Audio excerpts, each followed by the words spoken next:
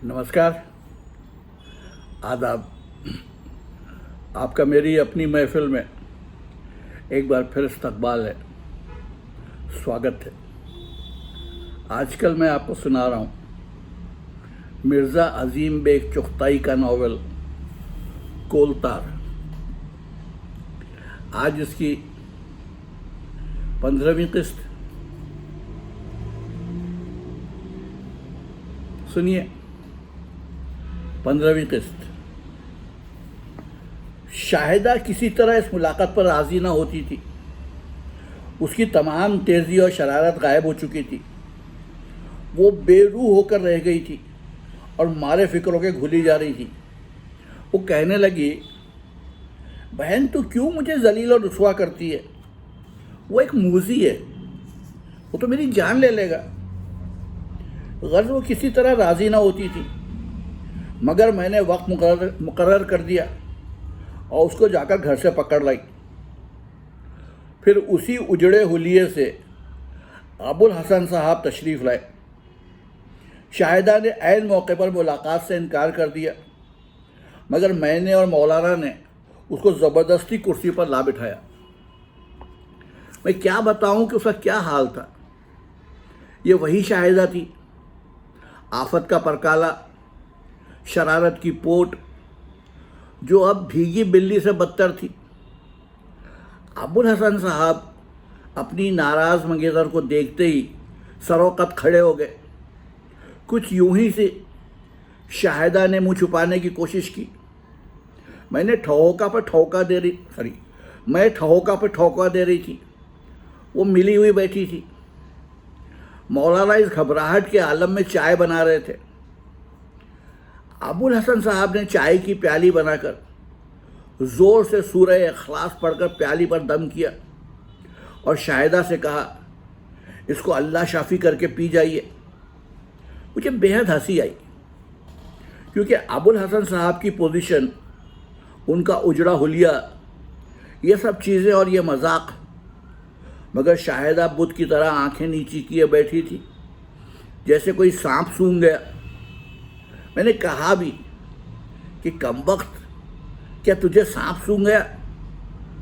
चाय की प्याली पर और मेरे हंसने पर उसके चेहरे पर और हवाइयाँ उड़ने लगी। कान में मैंने उससे कहा, जब तुझसे पूछें कि मेरे साथ शादी मंजूर है तो फट से इनकार कर दीजिए। मुझे भी अबुल हसन साहब ने चाय दी और मौलाना भी बैठ गए। चाय पी जाने लगी, मगर शाहिदा ने इनकार कर दिया। बड़ी मुश्किल से उसने चाय की प्याली हाथ में ली। इतने में अबुल हसन साहब ने बग़ैर किसी तमहीद के शाहिदा से सवाल कर दिया, आप मुझसे इस दर्जा नाराज़ क्यों हैं? मैं बोल उठी, नाराज़ वाराज कुछ नहीं है। बराहे करम दरमियान में आप ना बोलें, अबुल हसन साहब ने कहा। और फिर शाहिदा से पूछा, आप मुझसे इस दर्जा क्यों नाराज़ हैं? मैंने और चुटकी ली कि जल्दी बोल। शाहिदा ने कहा, जी नहीं, आप मुझसे नाराज़ नहीं है ना? अबुल हसन साहब बोले। मैंने फिर चुटकी ली तो फिर शाहिदा ने कहा, जी नहीं। मैं किस ज़बान से आपका शुक्रिया अदा करूं? झुककर शाहिदा से अबुल हसन साहब ने कहा और फिर मेरी तरफ देखकर कहा, बहन साहिबा तस्लीम। मैं चौंक सी पड़ी और अबुल हसन साहब के शुक्रिया और तस्लीम के मानी अब समझी। मैंने घबराकर चाय की प्याली रख दी। शाहिदा की तरफ देखा, वो घबराई हुई थी। अबुल हसन साहब को देखा तो उनके चेहरे पर कामयाबी की मसरत आमेज़ मुस्कुराहट थी। इस चालाकी पर मेरे तन बदन में आग सी लग गई और मैंने झल्ला कर कहा, आप संजीदगी को छोड़ मजाक की तरफ मुतवज्जह हैं। आप खामखा किसी की शर्म व हया से बेजा फ़ायदा उठाते हैं। फिर शाहिदा से मैंने कहा, देखती क्या है कमबख्त, पत्थर बनी बैठी है, फूटती नहीं कि मैं तुम्हें हरगिज पसंद ना करूँगी। एहतजाज। अबुल हसन साहब चिल्लाकर बोले, हैं ये क्या जनाब? वाह, आप कौन? मैंने जलकर कहा, बेहतर है कि यह बात यहीं ख़त्म हो जाए। और इतना कहकर शाहिदा का हाथ पकड़कर मैंने पर्दे में कर दिया और फिर अबुल हसन साहब से गुस्से से कहा, आप एक बेगुनाह की जान लेने पर तुले हुए हैं। आखिरी अल्फाज मुश्किल से मेरी ज़बान से निकले। मारे गुस्से और रंज के मेरी आवाज़ घुट गई और मैं भी पर्दे में चली गई और शाहिदा से लिपटकर आंसू बहाने लगी। अबुल हसन साहब मौलाना से माफ़ी मांगने लगे और तमाम तर इस सीन का जिम्मेदार मुझे ठहराया। मौलाना ने अबुल हसन साहब से कहा, लफ्ज़ी गिरफ्त कोई चीज़ नहीं, आप अल्फाज से खेल रहे हैं। अबुल हसन साहब तेज़ होकर बोले, ये अजीब सितम है, अल्फाज की वक़्त आप खुद नहीं करते और मुझसे कराना चाहते हैं। मुझसे कहा जाता है मुझसे नाराज़ नहीं, यानी राज़ी हैं शादी पर, और फिर कोशिश की जाती है कि मैं यकीन कर लूँ कि मुझसे राज़ी नहीं है। किस्सा मुख्तसर, अबुल हसन साहब जीते और हम हारे। मैंने कहा, आप तहरीर पर राज़ी हो जाएं, मगर तहरीरी वादे में उन्होंने शराइत इतनी लगाई कि नामुमकिन था कि कोई तस्फिया हो सके। जलसा बर्खास्त होने लगा तो मैंने अबुल हसन साहब की बेइंतहा खुशामद की और दर्दनाक लहजे में अपील की, मगर वो ये कहकर इनकार कर गए कि मैंने अपने कान से और इनकी ज़बान से फ़ैसला अपने हक़ में सुन लिया। अब मुझको किसी की सिफारिश का एतबार नहीं। मैं बहुत कुछ शाहिदा से कहती रही कि अरे कमबख्त निकल, एक दफ़ा कह तो दे, मगर उसका कहना भी ठीक था। वो कहने लगी, ये कहेंगे कि तुमने भड़का दिया है, हम नहीं मानते। तब क्या जवाब होगा? अबुल हसन साहब चले गए। मैं शाहिदा से खूब गले मिलकर रोई और कर ही क्या सकती थी, और ये हमारी आखिरी कोशिश थी। क्या वाकई शाहिदा की किस्मत में अब गुड़ के लड्डू ही रह गए थे? मैं सोचती थी और अफसोस करती थी। 13वां चैप्टर, उसका उन्वान है अंजाम नफ़रत। वक्तन फ़ौक़तन फ़िरोज़ा के ख़त, उसकी शादी के हालात मालूम होते रहते थे। दरअसल बहुत कुछ तय हो चुका था और बात अब इस पर आ टिकी थी कि पढ़ाई ख़त्म करने के बाद निकाह हो या पहले, क्योंकि फ़िरोज़ा की पढ़ाई में अभी खैर से 2 साल बाकी थे। फ़िरोज़ा के वालिद साहब का ख्याल था कि पढ़ाई ख़त्म होने के बाद निकाह हो, लेकिन ख़ुद भी फ़िरोज़ा का ख्याल था कि निकाह अब हो जाए और शादी पढ़ाई ख़त्म होने के बाद हो। मगर इसका सिवाय मेरे और किसी को भला क्या पता। दरअसल बी फ़िरोज़ा भी कुछ गड़बड़ के मज़े चखे हुए थी और चाहती थी कि मामला पुख्ता यानी निकाह हो जाए, क्योंकि भुगत ही चुकी थी। एक लड़की के लिए शायद इससे ज़्यादा और कोई तकलीफ़ दे अमर नहीं कि साल 1.5 साल में वो एक की मंसूबा बनी बैठी रहे और उसके बाद निस्बत छूट जाए। चुनांचे फ़िरोज़ा का ख्याल था कि मैं शायद उनकी वालिदा को तजवीज़ कर सकूं। लंबे चौड़े ख़त फ़िरोज़ा के आ रहे थे और यही बातें दरपेश थीं।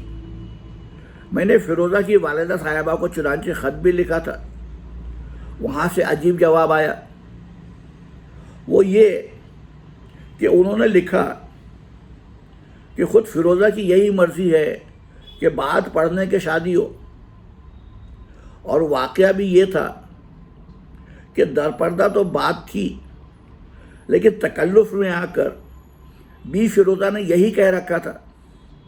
چنانچہ ان کی ماں نے، جس کے ذریعے سے فیروزہ کا عندیہ لینا چاہا، ان سے فیروزہ نے دل کی بات نہ بتائی، بلکہ یہی کہہ دیا تھا کہ ابھی تو میں پڑھ رہی ہوں، یعنی نکاح بات پڑھائی کے ہو۔ جو بھی فیروزہ کو یہ رشتہ پسند ہوتا جاتا تھا، یہ اندیشہ بھی بڑھتا جاتا تھا کہ کہیں کچھ گڑبڑ نہ ہو جائے۔ چنانچہ اب مجھ سے صلاح مشورے کے لیے ملنا چاہتی تھیں، بلکہ آنے ہی والی تھیں کہ ایک دم سے تجویز پلٹ دی اور دور کی سوچی۔ وہ یہ کہ بمبئی میں ایک پارسی خاتون رہتی تھیں۔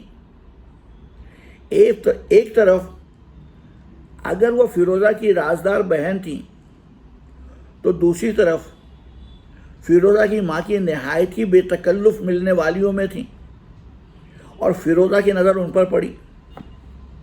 ایک آدھ خط لکھا۔ بمبئی والوں کی عادت ہے کہ وہ بلاوا دینے میں ضرورت سے زیادہ فراخ دلی کرتے ہیں، شاید سوچ کر کہ کوئی نہ آئے گا، مگر فیروزہ کو تو ان سے کام لینا تھا۔ فوراً راضی ہو گئی اور ان سے کہا کہ گھر خط لکھ کر اجازت اور روپیہ دلوا دو۔ فیروزہ روشن خیال، ماں باپ کی تعلیم یافتہ اور اپنی ذمہ داری محسوس کرنے والی لڑکی ٹھہری۔ تنہا سفر کرنا اس کے لیے کوئی نئی بات نہ تھی، اور باپ نے اجازت دے دی۔ چنانچہ میرے پاس خط آیا کہ یہ معاملہ ہے، اور اس طرح بمبئی جا رہی ہوں تاکہ کوشش کروں کہ جلد سے جلد نکاح ہو کر معاملہ بالکل پختہ ہو جائے، اور لگی لگائی شادی چھوٹ جانے کا دھڑکا جاتا رہے۔ کہاں تو مجھ سے ملنے والی ہو رہی تھیں، کہاں بمبئی کا سفر اختیار کیا۔ مجھے لکھا کہ بمبئی سے واپسی میں تم سے بھی ملوں گی۔ اس خط کے 7ویں روز کا ذکر ہے۔ ایک دم سے تار آیا کہ شام کو پہنچوں گی۔ میں خود اسٹیشن پر لینے گئی، گاڑی سے اتارا اور ویٹنگ روم میں لا کر اتنے دن کی جدائی کی بھڑاس نکالی۔ مولانا سے پہلی مرتبہ ملاقات ہوئی۔ دونوں طرف سے نہایت ہی خوش قسم کا روکھا سا سلام ہوا، اور کسی نے بھی دوسرے کی طرف نظر تک نہ اٹھائی۔ گھر پر لائی۔ اوفو، کتنی مجھے باتیں کرنا تھیں، مگر فی الحال تو بمبئی کے مشن کا نتیجہ پوچھنا تھا کہ کہاں تک کامیاب ہوئی۔ بجائے اس کے کہ 2 حرف کہہ دیتی کہ بمبئی جانے کا کیا نتیجہ رہا، اس نے چپ سی ہو کر کہا، تم میرا پورا قصہ سناؤ اور بتاؤ کہ اب کیا کروں۔ چنانچہ بی فیروزہ نے اپنا قصہ اب اس طرح بیان کیا۔ آگرہ فورٹ سے میں نے 2nd کلاس کا بمبئی کا ٹکٹ لیا اور زنانہ درجے میں بیٹھ گئی۔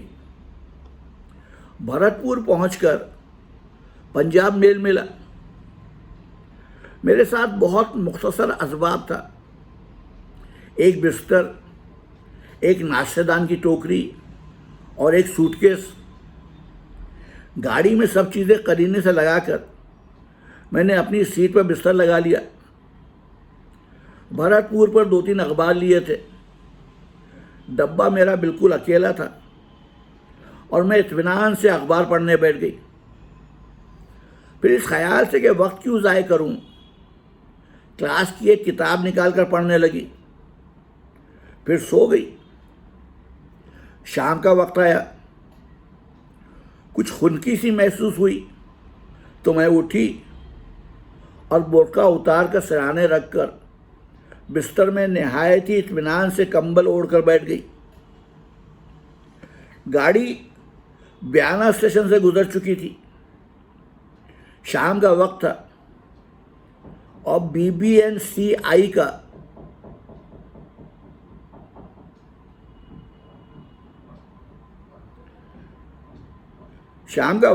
BBNCI کا ڈریڈ ناٹ انجن گاڑی کو ہوا کی طرح اڑائے لیے جا رہا تھا۔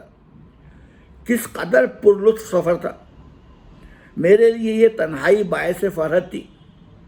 میں اپنے اور اپنے مشن کے خیالات میں غرق تھی۔ کتاب میں نے رکھ دی تھی اور کھڑکی سے باہر میری نظر تھی۔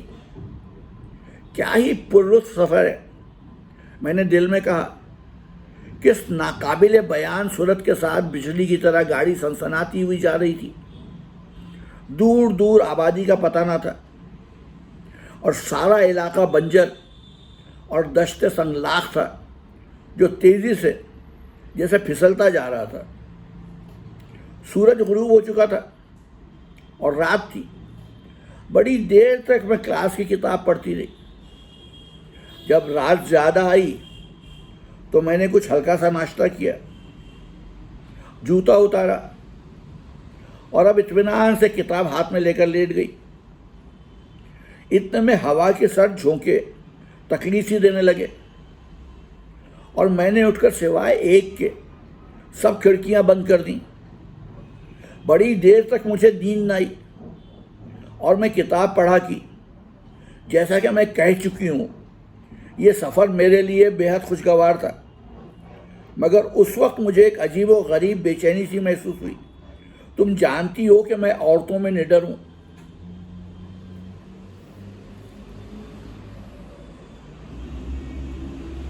ڈر سے مجھے کیا تعلق، مگر رات کی یہ عجیب و غریب تنہائی اور پھر یہ احساس کہ اندھیری رات میں ریل گاڑی ایک مہیب اور خونی دیو کی طرح چیختی چنگاڑتی بل کھاتی اور سنسان جنگلوں اور ہیبت ناک پہاڑوں میں گونجتی دندناتی چلی جا رہی ہے۔ ریل کا مسلسل اور یکساں شور اور اس کی رفتار کا زناٹا میرے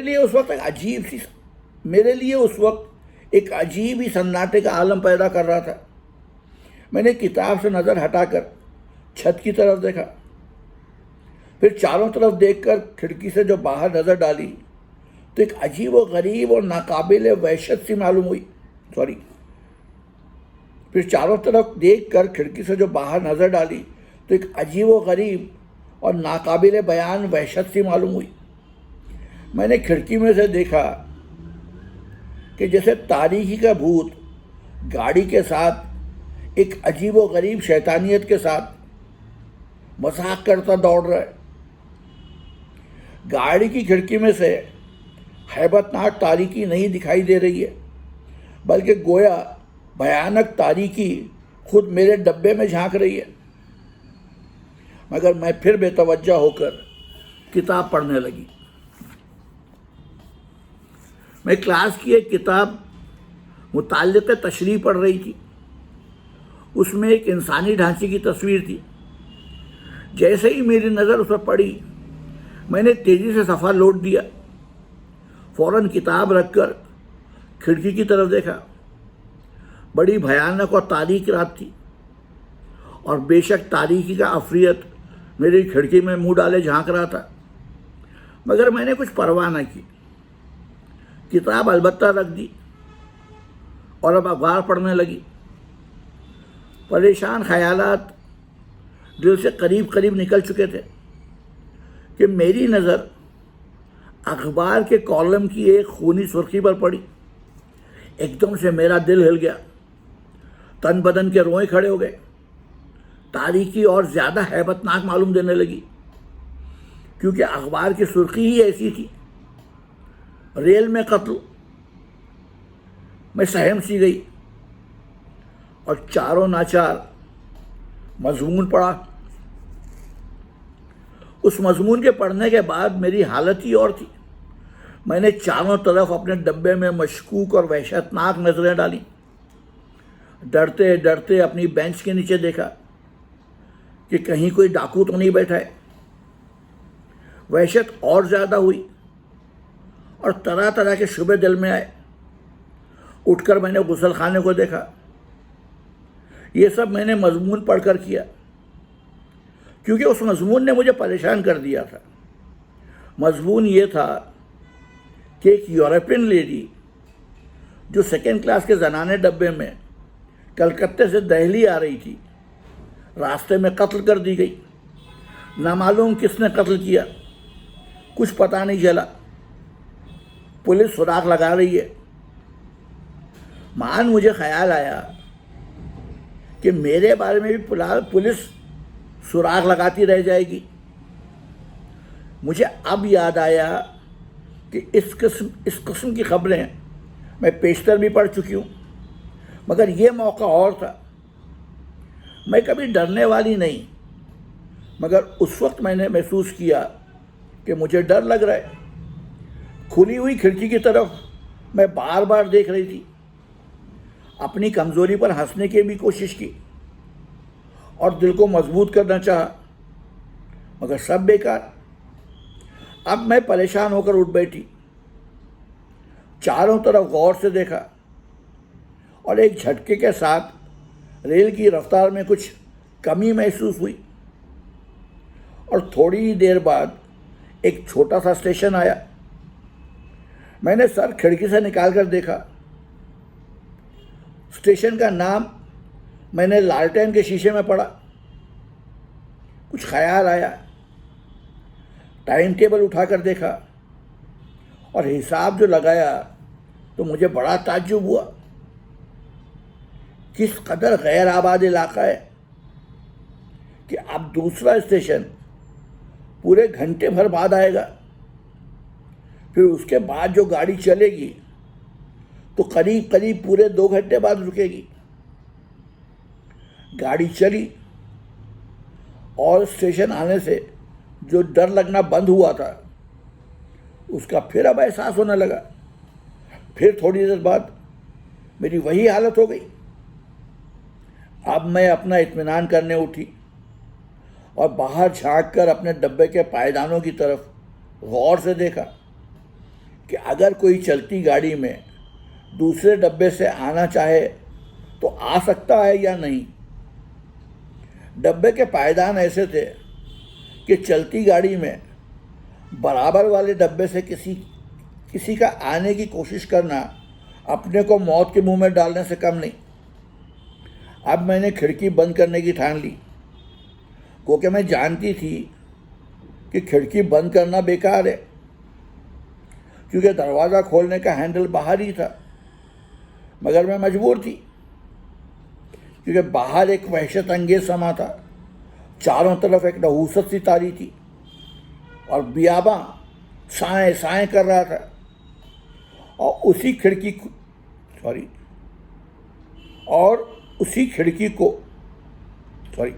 کھڑکی کے کھلے رہنے سے مجھے ڈر لگ رہا تھا۔ چنانچہ میں نے کھڑکی بند کر کے میں اپنے بچھونے پر آ گئی اور کتاب سرانے رکھ کر سونے کے لیے لیٹ گئی۔ تھوڑی دیر تک تو ڈر کی وجہ سے نیند نہ آئی، مگر آخر کار نیند ڈر اور وحشت پر غالب آئی اور میں سو گئی۔ فیروزہ نے کسی طرح اتنا قصہ سنایا۔ اس کی خوبصورت چمکدار آنکھوں میں سنجیدگی بسی ہوئی تھی اور چہرے کا صاف و شفاف رنگ بالکل ساکن تھا، جیسے کوئی منجمد تال ہوتا ہے جس کا گہرا پانی عموماً خاموش ہوتا ہے۔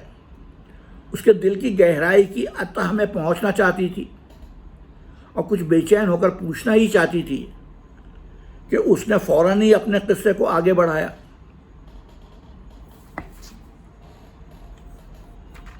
تو یہ تھی آج کی قسط۔ اگلی قسط کل سناؤں گا، تب تک کے لیے اجازت دیجیے۔ آداب۔